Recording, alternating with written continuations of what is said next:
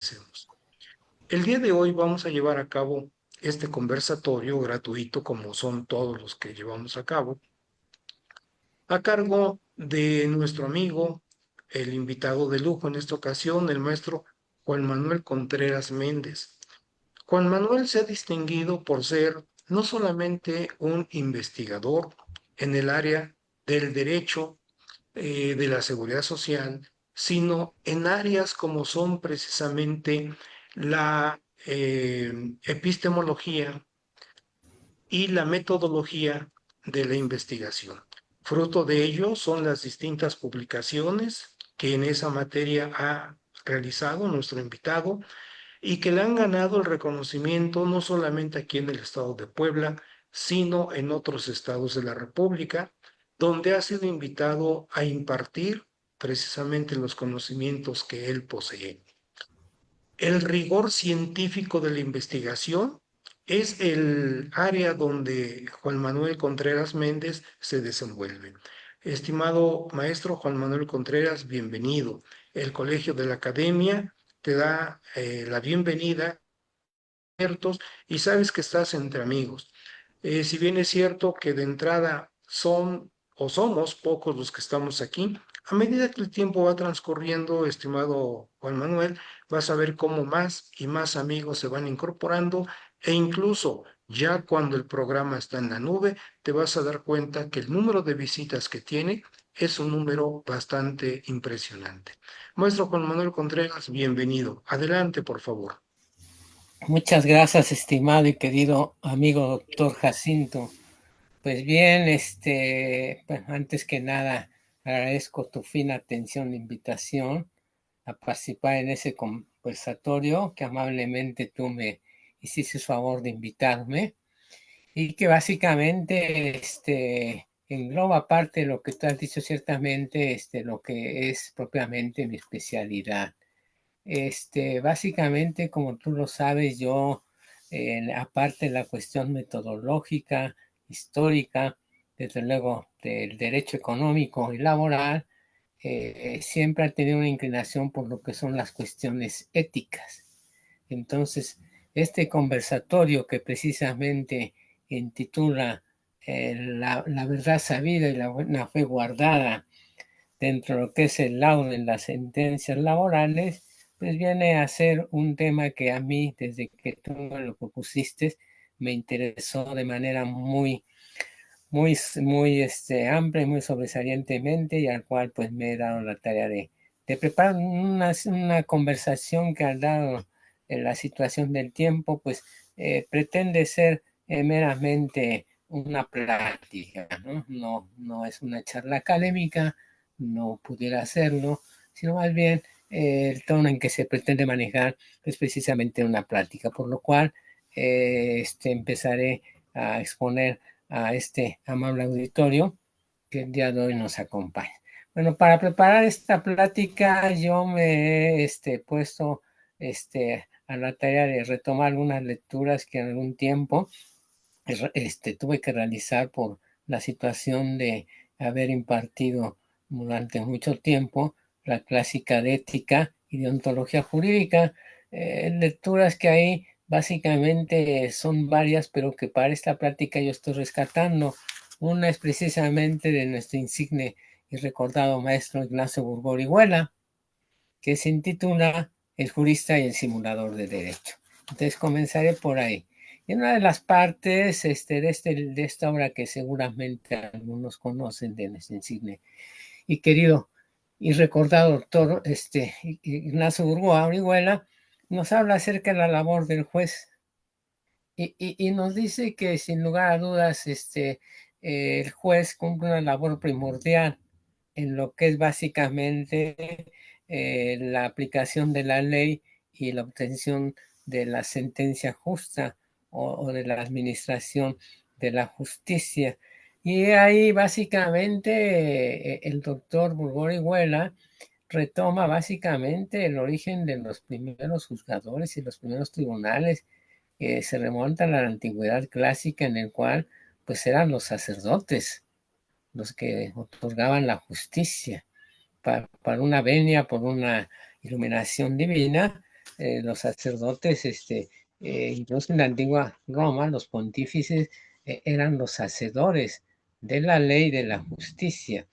Y de ahí, posteriormente, cuando se viene la República Romana, pues esta labor pasa a ser una labor laica que, si bien está encarada en la figura de los jueces, toma a los jurisconsultos, jurisprudentes, como aquellos que tienen precisamente el don de poder interpretar y generar una serie de principios, una serie de doctrinas, una serie de opiniones acerca de una serie de casos que le son sometidos y que básicamente se conoce como la jurisprudencia o ciencia del derecho, ¿sí?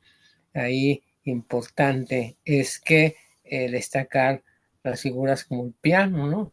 El piano que básicamente nos trae a cuenta unidad de justicia como aquella definición clásica de dar a cada quien lo que le corresponda a derecho, ¿no? Que es una definición clásica que hay acerca de la justicia.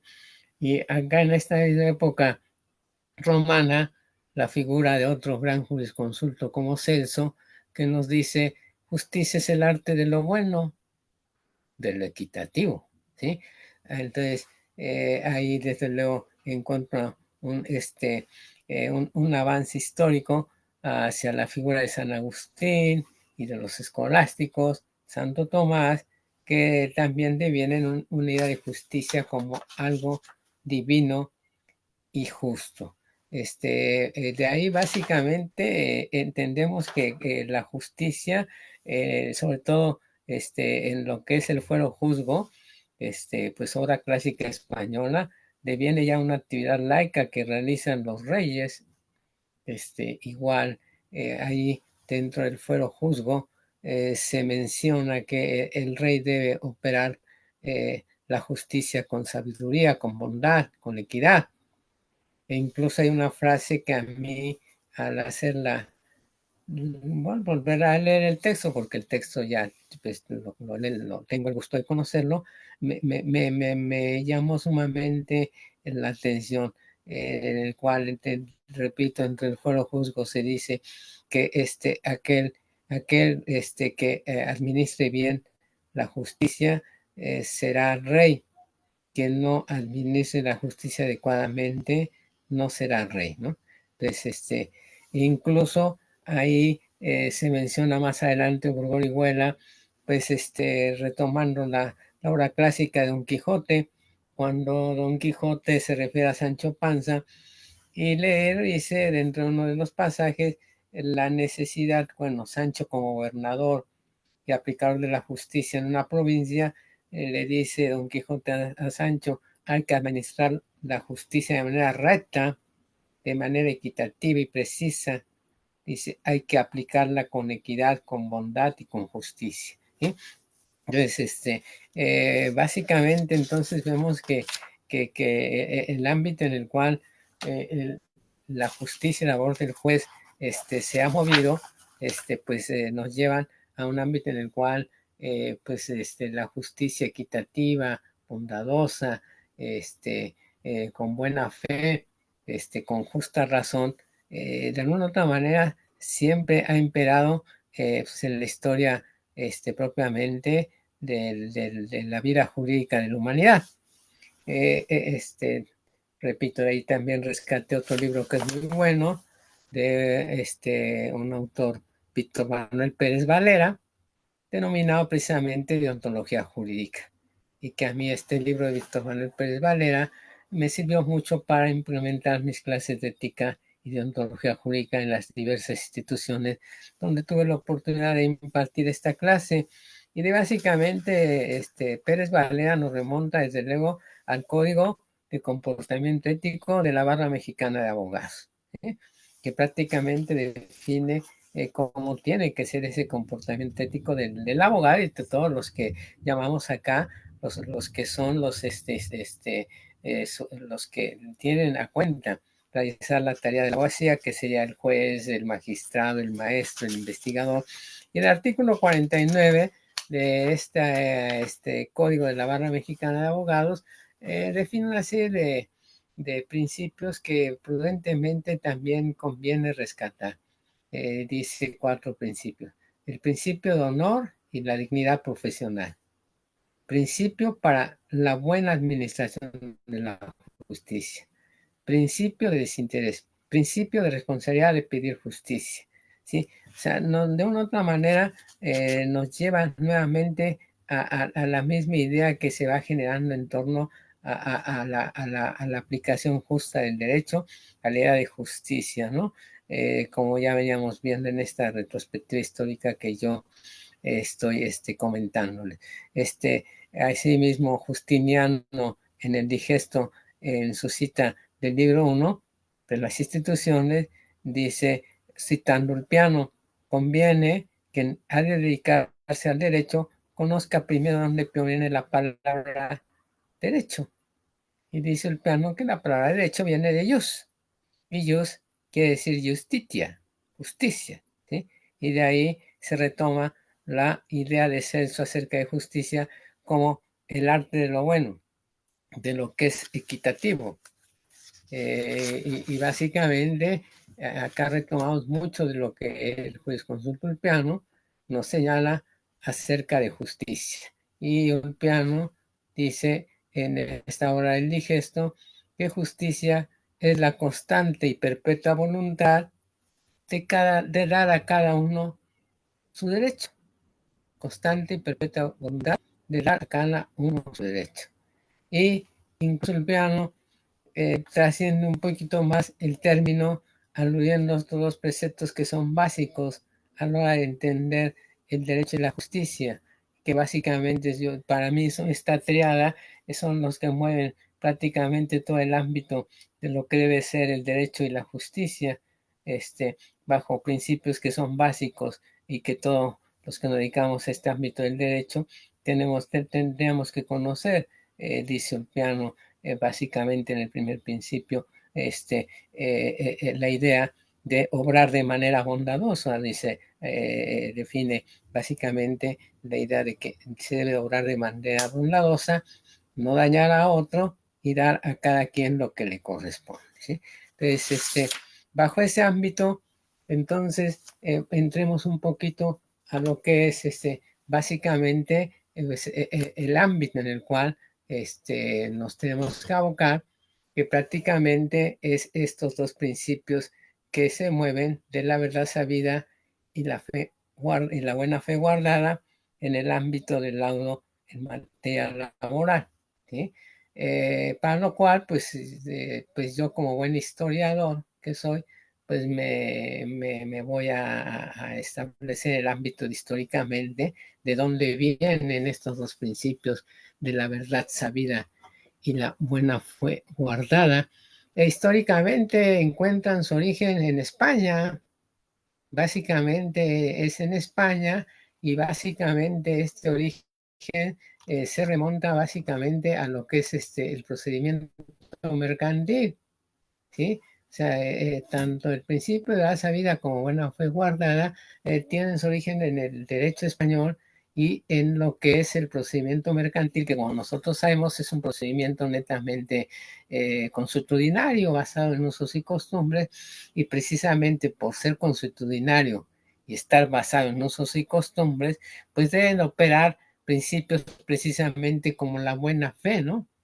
Y la verdad sabida, porque desde luego, al no ser escrito el procedimiento mercantil, o al no hacerlo en esa época, pues todo queda un poquito a lo que era la buena fe de las partes y lo que es básicamente la verdad sabida de los negocios mercantiles que trataban de resolverse con justicia, con celeridad, en un ánimo precisamente de esa rectitud, bondad y que debe de haber en las resoluciones judiciales. Ok, de ahí básicamente entonces a lo mejor convendría en este momento aludir de manera aunque sea somera o tratar de conceptualizar aunque sea de manera muy general estos dos conceptos que son gran parte de lo que pues toca en este conversatorio tratar de comentar, ¿sí? Que es la verdad sabida, ¿sí? Y la buena fe guardada.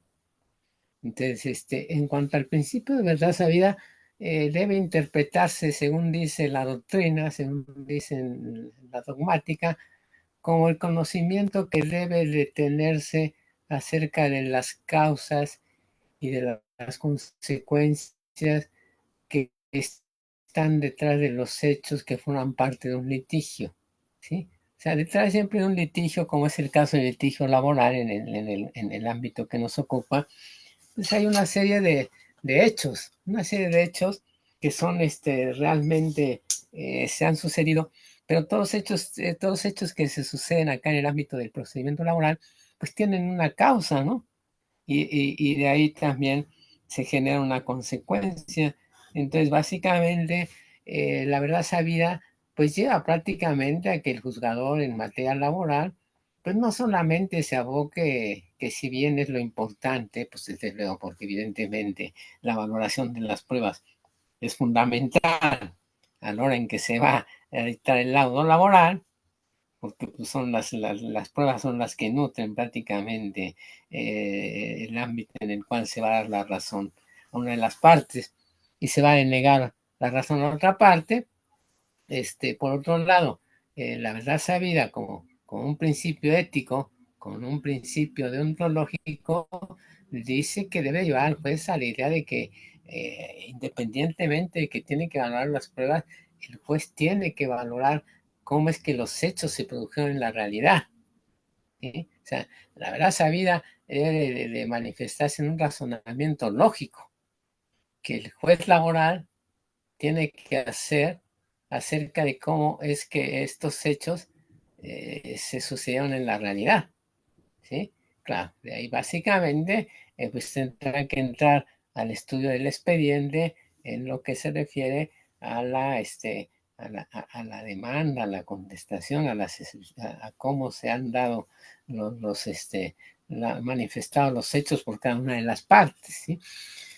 Eh, bueno, eso es en cuanto a la verdad sabida. Ahora bien, la buena fe guardada, que básicamente guarda acá mucha de lo que en este caso, mucho de lo que yo me referí en la primera parte de la exposición con relación a cómo fue operando la idea de justicia desde la antigüedad hasta los momentos más actuales o más modernos. Desde la buena fe es un principio que está implícito desde que prácticamente el derecho se administra con justicia, que podemos decir desde los griegos, los romanos, ¿sí? Se habla siempre de un principio de buena fe. ¿Mm? Un principio de buena fe en el que básicamente de manera ideal las partes se mueven, o el juzgador mismo también tiene que considerar ese principio de buena fe, de tal manera que cuando él dicta la sentencia, tendrá que hacer también una valoración, se dice en conciencia, ¿no? Yo creo que es la palabra exacta. El juez tendrá que valorar en conciencia. Y en conciencia significa que básicamente, independientemente de que, como ya dijimos, sus instrumentos principales, sus armas principales, pues desde luego son la ley, es el código laboral, pueden ser las jurisprudencias, las tesis aisladas, este, y desde luego la evaluación de las pruebas, pues siempre hay un ámbito de conciencia en el juez que él tiene que considerar, ¿sí? Incluso cuando sale las pruebas, la última en ofertarse es precisamente la llamada prueba presuncional, ¿no? Que se dice que son las valoraciones que en conciencia el juzgador tendrá que hacer de cada uno de los hechos y cada una de las demandas o acciones que las partes han sometido, de tal manera que por eso se dice que el juez tiene que ejercer esa conciencia de buena fe. Ahora, en esa buena fe, básicamente, el juzgador pues tendrá que retomar muchos de los valores que en la ética se mueven y que son básicamente fundamento de lo que en estricto sentido pues vienen a ser valores que deben de mover el ejercicio de la justicia, ¿no? Como sería la imparcialidad, como sería la equidad, cómo sería la igualdad, cómo sería la honestidad, la veracidad, ¿sí? Que el juez debe de considerar a la hora que va también a emitir sentencia, ¿sí? Ahora, a mí me gustaría también referirme a lo que la ley laboral dice al respecto de lo, porque prácticamente, por otro lado, la ley laboral también considera estos principios, ¿no? El de la buena fe guardada y el de la verdad sabida. Y eso, pues seguramente, los que dedicamos a laboral, sabemos que el artículo 841 de nuestra ley laboral dice textualmente a la letra, ¿no? Las sentencias se dictarán a verdad sabida y a buena fe guardada, dice, apreciando los hechos en conciencia, como lo que decíamos anteriormente, sin necesidad de sujetarse a reglas o formalismo.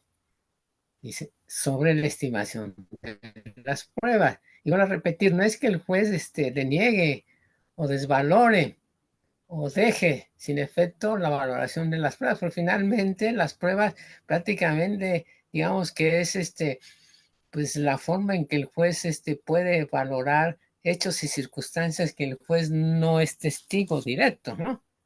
Entendemos que el juez nunca fue testigo de esos hechos, de esas circunstancias que las partes aluden en la demanda y en la parte de excepciones o contestación de demanda. Pero ciertamente, como dice el propio artículo 841, el juez tiene que ir más allá de las pruebas o de la valoración de las pruebas, y eso es parte de lo que es este principio de buena fe guardada. Y dice el propio artículo textual, el 841 del Código Laboral, que dice que en conciencia valorará si los hechos sin necesidad de sujetarse a las reglas o formalismos de estimación de las pruebas. ¿Sí? Y más adelante concluye el numeral 841 de nuestro Código Laboral, señalando, los tribunales están obligados a estudiar de manera pormenorizadamente, ¿sí? Haciendo una valoración de las mismas, así nos expresarán los motivos y fundamentos legales en que se apoyan, ¿sí?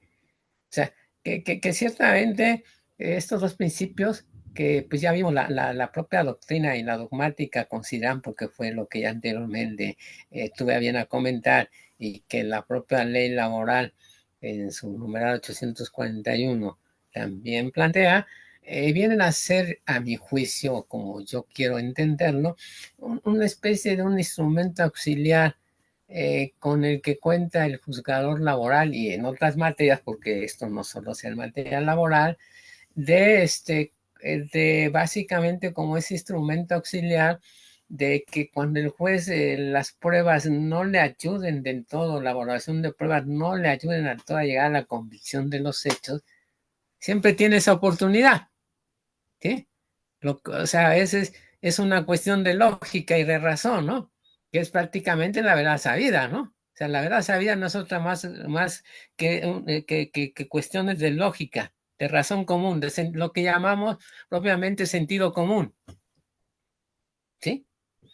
Y, y la buena fue guardada. Y que la buena fue guardada no es tanto de las partes, porque finalmente las partes no dictan el laudo, ¿sí? Sino más bien es un poco pues digamos, ahora sí que el historial y la conciencia ética del juez, que como todo ser humano, el juez lo debe de tener.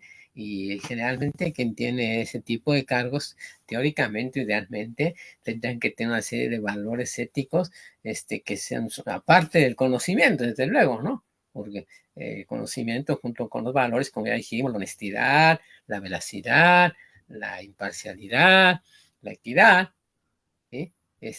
pues haga que llegue a la convicción de los hechos junto con esta verdad sabida y fe guardada y desde luego la valoración de las pruebas y nos muestre una sentencia en estricto sentido justa, ¿no?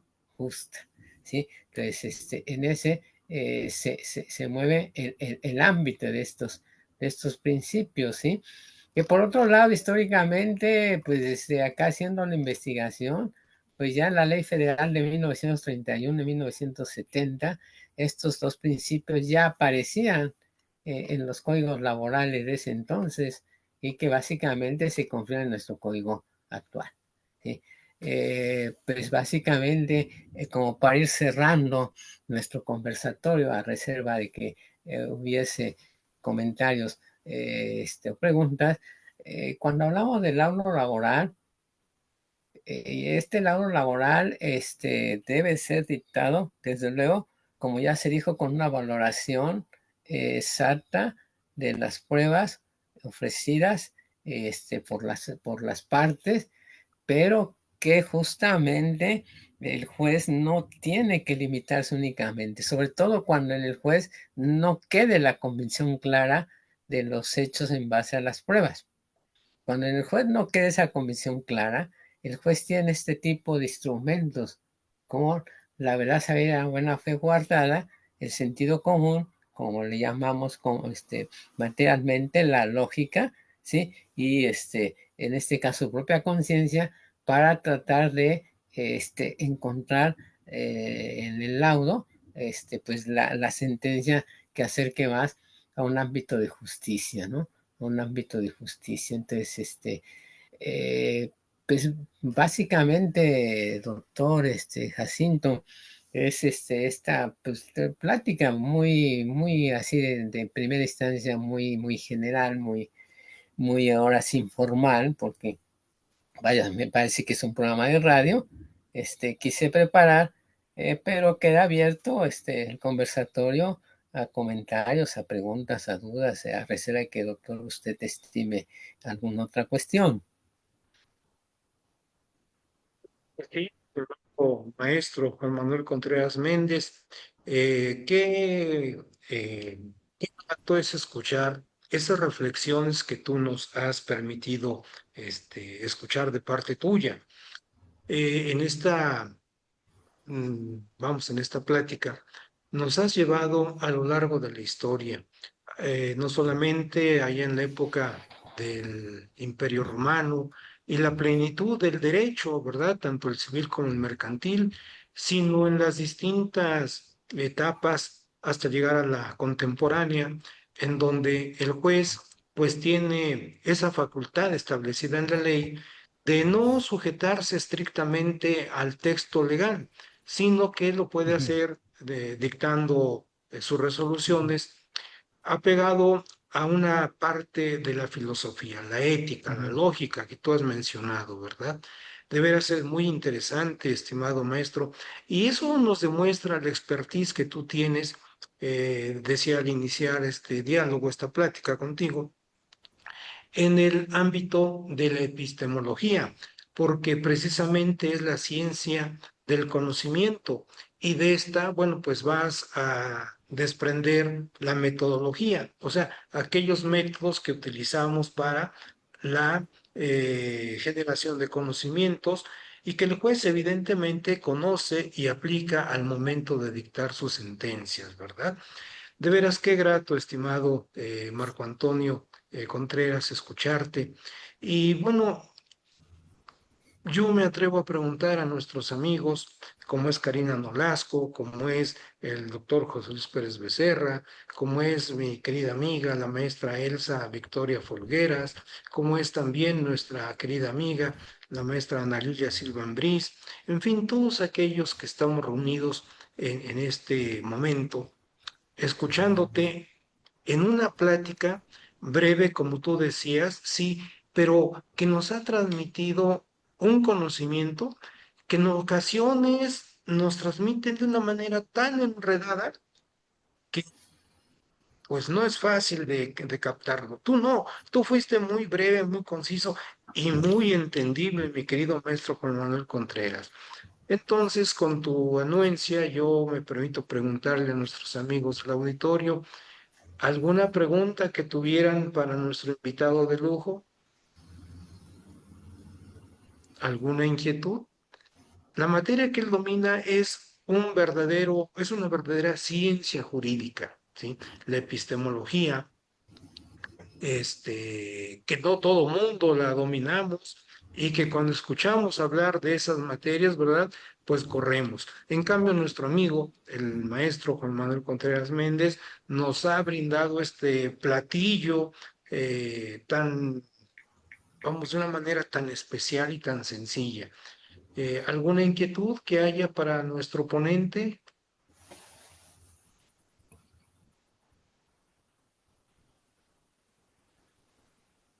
Bueno, como te das cuenta, estimado maestro Juan Manuel Contreras, pues no hay esa inquietud de nuestros amigos, precisamente porque en la forma tan fácil en que tú nos has transmitido este tema, pues hombre, no nos dejó margen para alguna duda o alguna pregunta. Sin embargo, aquí aparece ya. Quisiera preguntar algo. Adelante, por favor. Tienen el micrófono abierto para que podamos entablar este diálogo. Se señalan los principios de verdad sabida y buena fe guardada.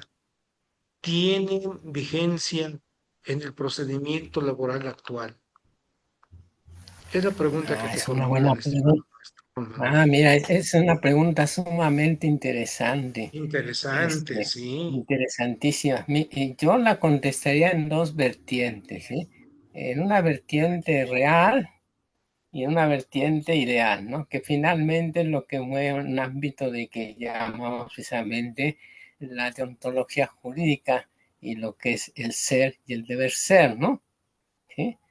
Yo diría que en el ser, en los tiempos actuales, tendría muy poca vigencia estos dos principios de verdad sabida y buena fe guardada a la luz de cómo, pues, pues estas sociedades modernas, pues precisamente han ido perdiendo y estableciendo de algo tan importante como es la ética, como es la deontología, como son los principios que acabamos de mencionar, como la propia buena fe, como la raza vida, como la imparcialidad, como la equidad, ¿no? Como la bondad, ¿sí?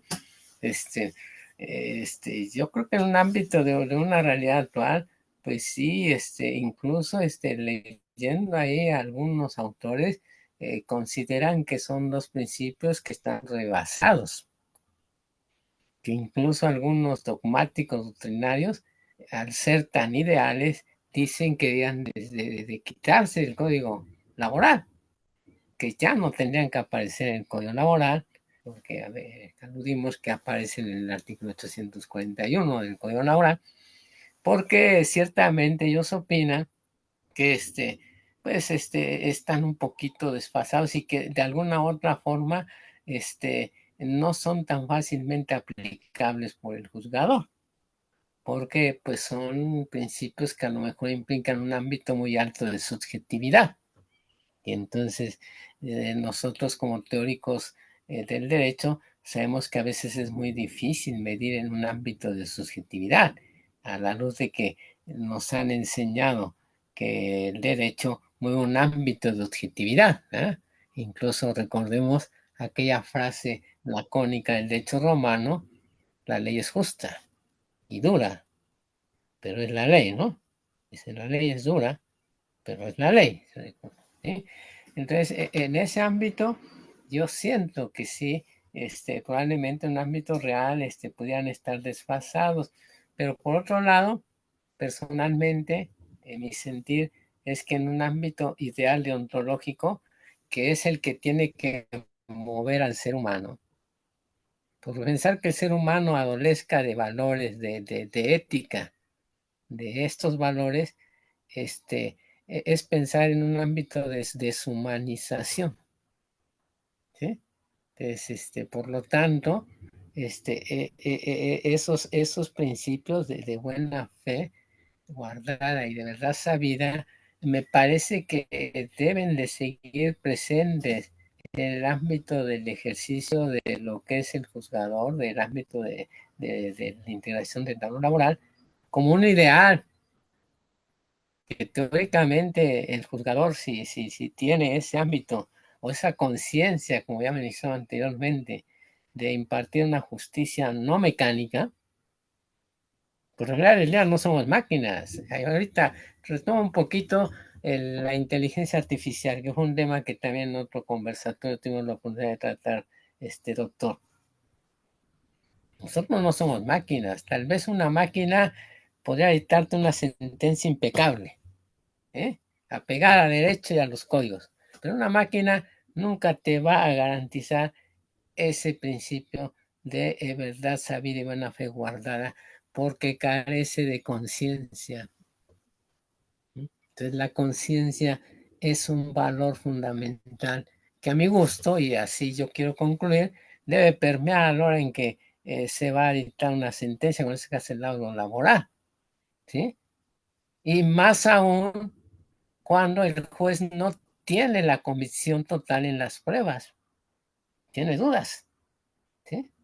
O sea, para mí, y como ya concluyendo, tanto estos dos principios de verdad sabida como el otro principio de fe guardada son el instrumento, digamos, auxiliar del juez, del juzgador, del laboral o de otro tipo de materias que tiene cuando el juez no tiene la convicción plena a partir de las pruebas, ¿sí? Es cuando no tiene esa convicción plena, entonces ese es el momento en que tendría que recurrir a estos dos principios de verdad sabida, que por otro lado no es nada nuevo, pues francamente, como yo decía concretamente, es sentido común, es lógica, ¿no? O sea, hay cosas que a veces caen por su propio peso, se dice, ¿no? Por sentido común, por lógica, ¿no? Y en la fe guardada, pues evidentemente, lo vuelvo a repetir, un ámbito en el cual, si nos diferencia algo de los animales diferentes a nosotros, llamados irracionales, porque finalmente, decía Aristóteles, somos zoopolíticos, ¿no? Animales políticos, ¿no? Si algo nos diferencia de los animales llamados irracionales y de ahora la ya traída, inventada inteligencia artificial, es el ámbito de la conciencia, de los valores, ¿sí? De la buena fe, ¿sí? Entonces, eso jamás ninguna inteligencia artificial lo va a tener. Yo, bueno, concluiría con eso, no sé. Hombre, qué interesante, estimado maestro Juan Manuel Contreras. Una pregunta más ahora de nuestra querida amiga Elsa Victoria. Mi micrófono no sirve y me gustaría preguntar qué opinión tiene sobre el principio de supremacía de la realidad. ¿Qué opinión tiene? Bueno,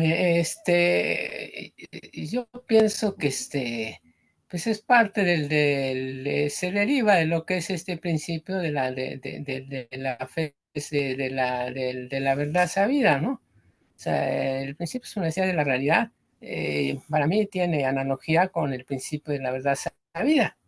O sea, cuando hablamos de la verdad sabida, hablamos de que las partes, el actor y el demandado, cuando presentan la demanda y la contestación de excepciones, dan cuenta de una serie de hechos que han sucedido en la vida real, ¿sí? Y bajo ese ámbito pretenden que el juez los valore, ¿no? Pero acá, como decía yo anteriormente, el gran problema del juez es de que él no fue testigo de esos hechos, ¿no? Y que, por lo que vuelvo a regresar un poquito a lo que decía anteriormente, el instrumento fundamental del juzgador, laboral y de todo juzgador, son las pruebas. Eso evidentemente no tiene vuelta de hoja, son las pruebas, porque las pruebas básicamente son el camino que encuentra el juzgador, el juez, en este caso en el ámbito laboral, de hacer una reconstrucción de aquellos hechos que él no fue testigo. ¿Sí? O sea, pensemos en la pericial, por ejemplo, ¿no? Por llamar a una, ¿no? O sea, la pericial es reconstrucción de hechos. ¿Sí? Ahora, pero vuelvo un poquito a lo mismo, ¿no? O sea, al final del día, pese a que el juez haya valorado las pruebas, puede ser que en su ánimo, en su pensamiento, él no tenga una convicción total, pese a haber valorado las pruebas y haya duda.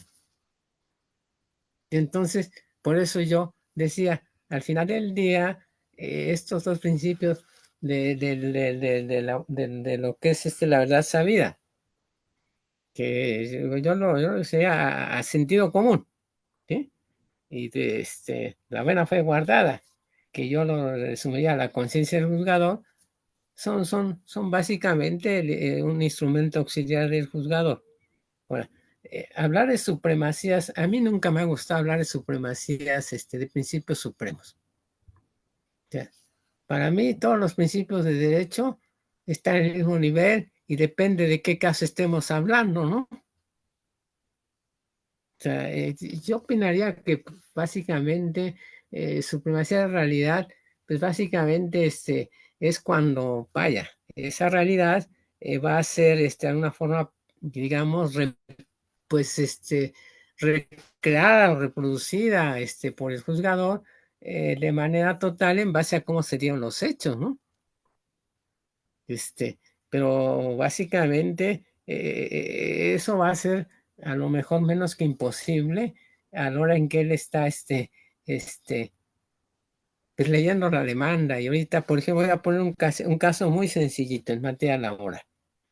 Y dice, el empleado fue despedido por el gerente, por el recursos humanos, por su jefe inmediato, todos en ese momento se juntaron para despedirlo. Entonces, de manera lógica, es sentido común, es difícil que todos se hayan juntado para despedirlo, ¿no?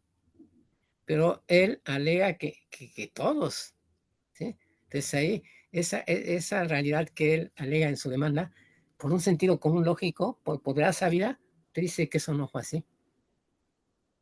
O que fue despedido en las puertas, en la entrada, como suele ponerse en la demanda laboral, y que estando en la puerta de entrada y salida de la empresa, el empleado fue despedido.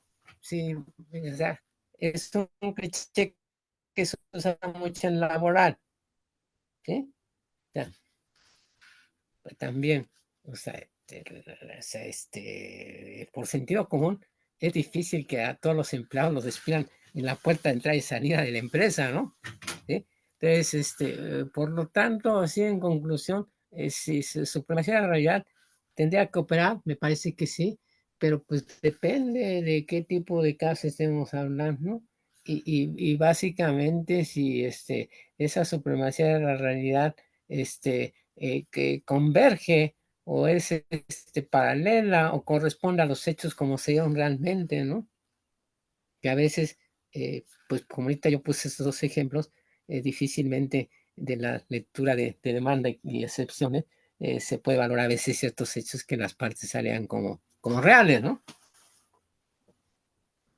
Así es. Ok, gracias, estimado doctor. Pues agradecemos tu apoyo para el Colegio de la Academia Mexicana de Derecho de la Seguridad Social en Puebla y pasando a otra etapa, pues vamos a hacerte entrega de la constancia en este momento virtual que el colegio te entrega por tu participación. En su momento, de manera física, te la entregaré para que la tengas en tu poder. Voy a pedirle, como siempre, a nuestra querida amiga, la maestra Ana Lilia Silva Ambrís, que es una de las vocales del colegio, igual que lo es también nuestro querido amigo, el doctor José Luis Pérez Becerra. En esta ocasión le pido a la maestra Ana Lilia Silva el que le dé lectura a la constancia que el colegio te entrega, estimado maestro Juan Manuel Contreras. Maestra Ana Lilia, adelante, por favor. Gracias, doctor. Buenas tardes. Pues Maestro Juan Manuel, lo felicito. Realmente tenía mucho tiempo que no escuchábamos todo lo que nos acaba de recordar respecto a la historia.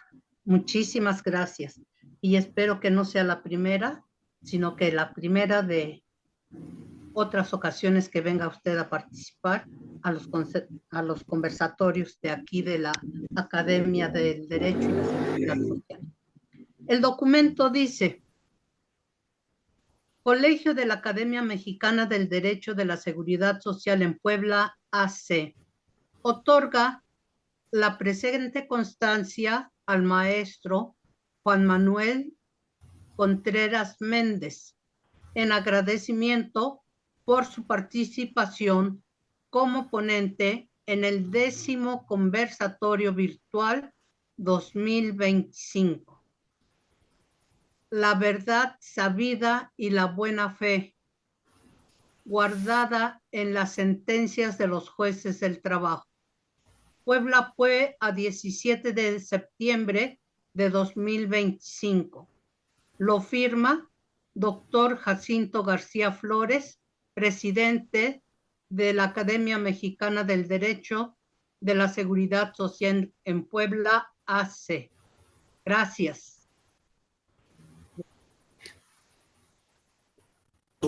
A este documento, esta constancia que le entregamos a nuestro amigo, el maestro Juan Manuel Contreras Méndez. Estimado maestro Juan Manuel, tú sabes, las puertas están abiertas para ti y para todos nuestros amigos que nos honran con su presencia, evidentemente, aquí en el colegio, ¿sí? Así que, maestro, pues de veras, gracias por el apoyo. A todos Pues nuestros solamente amigos, aprovecho para despedirme y efectivamente agradecer tu fina atención. La verdad, yo me sentí muy cómodo, muy a gusto en ese conversatorio.